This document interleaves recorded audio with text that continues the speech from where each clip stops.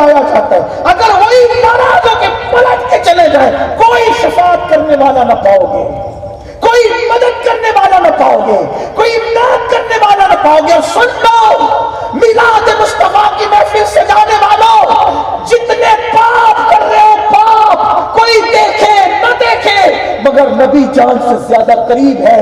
اللہ کے بعد اگر کوئی اس طرح دیکھنے والی ہستی ہے جس کو اللہ نے یوں دیکھنے کی طاقت دی ہے کہ ہمارے اعمال دیکھے, تو وہ مصطفیٰ جان رحمت کی ذات ہے. جو میری بہنیں سیریل دیکھ کر, فلمیں دیکھ کر, سیریلوں میں جیسے شادی شدہ عورتیں کسی سے آنکھیں لڑا رہی ہیں, ویسے آج ماحول بن چکا ہے. وراول کا ماحول ایسا نہیں ہے, ہندوستان کا بھی ایسا نہیں ہے, لیکن کان تک باتیں آ رہی ہیں. عورتیں شوہر رکھ کر دوسروں کے ساتھ افیئر صرف سیریل کی وجہ سے, اور یہی سیریل میاں بیوی دونوں ساتھ میں بیٹھ کے دیکھتے ہیں. گندگی کیا, یہ کہیں اور الجھا ہوا, یہ کہیں اور الجھا. یہ ہنسنے کی بات نہیں. جس قوم کے اندر اس طرح گندگی ہوگی کہ شادی کے بعد بھی اس قوم کے مستقبل کا کیا ہے, اس قوم کا مستقبل کہاں ہے. اور سن لو, جو عورتیں اور جو مرد شادی شدہ ہونے کے بعد بھی ادھر ادھر منہ مارتے ہیں, قیامت کے دن ان کے سامنے سڑا ہوا گوشت رکھا جائے. ایک صوفی بزرگ کا قول نظروں کے سامنے ہے تو دماغ کی نسیں پھولنے لگی. انہوں نے لکھا کہ جو دنیا میں زنا کرتے ہیں وہ قیامت کے دن بھی زنا کرتے کرتے اٹھیں گے.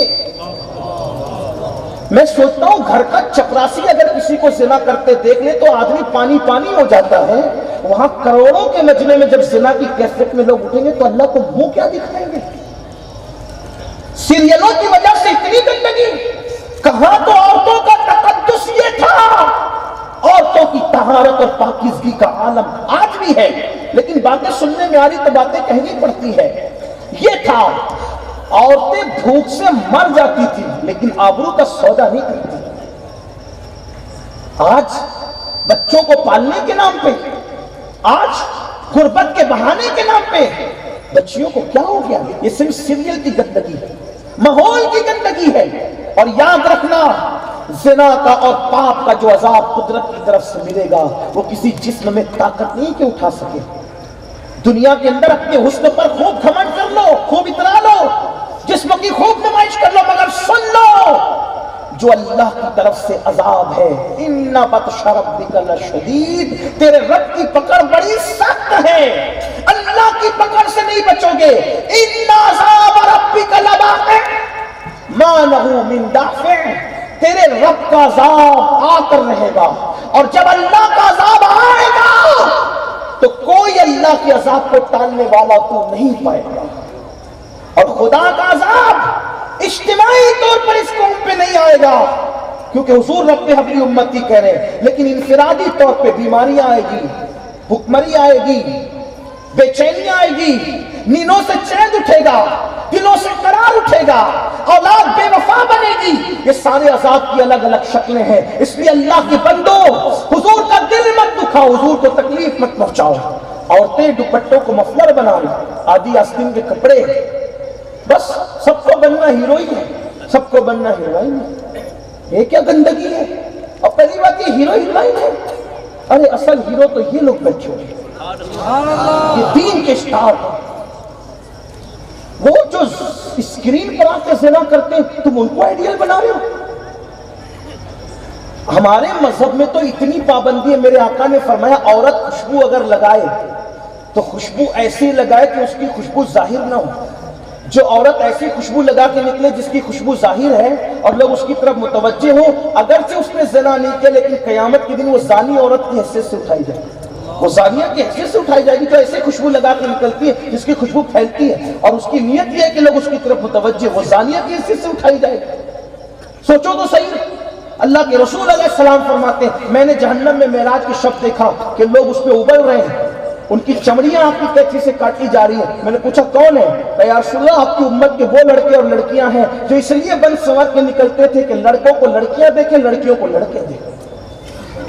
کپڑے اس لیے نہیں پہنے جا رہے اللہ ماشاءاللہ کہ میں جاؤں گا تو عزت کے ساتھ بیٹھوں گا اچھا لگوں گا، یہ نہیں کہ کوئی مجھے دیکھے اور میرے فریب میں مبتلا ہو جائے۔ یہی بن گیا حضور کے امتی کہلانے والوں، یہی رہ گیا۔ حضور کے دل پہ کیا گزرتی ہوگی، سوچو تو صحیح نا، ذرا غور تو کرو۔ ارے موسیٰ علیہ السلام کو کہا جاتا ہے کہ یہ آپ کا دشمن ہے، آپ اس کو جو چاہے سزا دے۔ موسیٰ علیہ السلام قارون کے لیے کہتے ہیں اس کو زمین میں دھسا دے، لیکن میرے نبی کے دل میں کافروں کے لیے بھی کتنی نرمی ہے۔ جب طائف کی وادیوں میں حضور پہ پتھر برسا دیے گئے تو اللہ نے حضور کو بھی کہا محبوب آپ ان کے بارے میں جو چاہے فیصلہ کریں۔ حضور نے کہا میں ان کو جو وہ عذاب کی بات نہیں کرتا، میں تو کہتا ہوں ان کو رکھا جائے کیونکہ میں رحمت بن کر کے آیا ہوں، یہ ایمان نہیں لاتے ان کی آنے والی نسلیں ایمان لائیں۔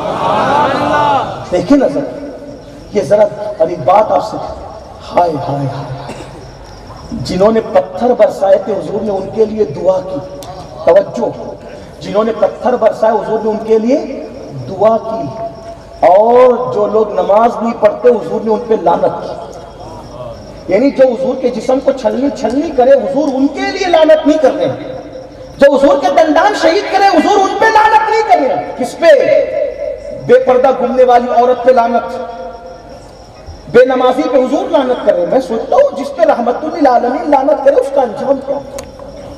چند دن ہے یہ دنیا، چند دن، زیادہ نہیں رہنا یہاں۔ یہ دنیا کی رانائیاں، یہ چمک، یہ دھمک، یہ لمبی لمبی آپ کی کاریں، یہ اچھے مکانات، نرم نرم گدے، یہ سب چند دن کے لیے ہے۔ جس دن موت سے آنکھیں بند ہوگی میرے بھائی، کوئی قبر کے فاتحہ پڑھنے نہیں۔ ابھی وہ ایک تصویر چل رہی تھی برج خلیفہ بنانے والوں کی، قبر لوگوں نے بتائی نا، انجام نہیں پتا وہ کتنا اچھا تھا کتنا برا تھا مجھے کچھ بھی نہیں معلوم، لیکن میں نے دیکھا واٹس ایپ پر، میری آنکھ میں آنسو آ گئے۔ اتنی بڑی عمارت بنانے والا، اس کی قبر کا کیا ہے؟ کوئی فاتحہ پڑھنے والا؟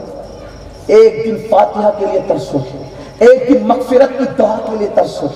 قبر کی تنگ اور تاریک وادی میں کوئی کام نہیں آئے گا، آمنہ کا لال میلاد والے مصطفیٰ کام آئیں گے، اس لیے ان کا دل مت دکھاؤ، ان میں تکلیف مت پہنچاؤ۔